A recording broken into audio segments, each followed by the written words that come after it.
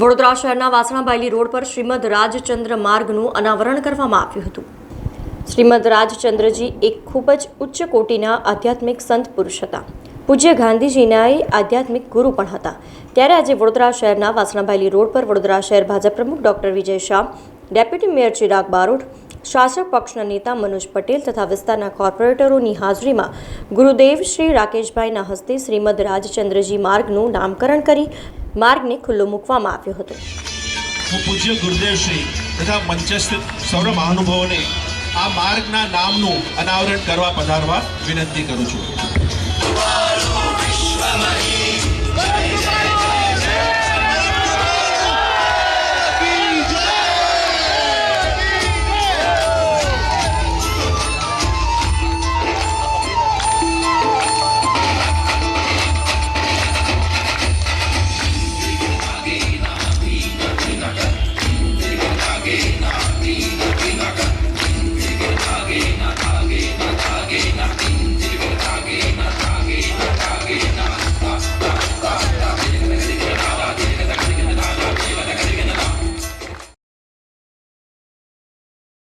સમાચારોના સતત અપડેટ માટે TNN ન્યૂઝને YouTube પર સબસ્ક્રાઇબ કરી બેલ આઇકોન પ્રેસ કરો અને અમારી સાથે જોડાયેલા રહો Facebook, Instagram અને Twitter ઉપર।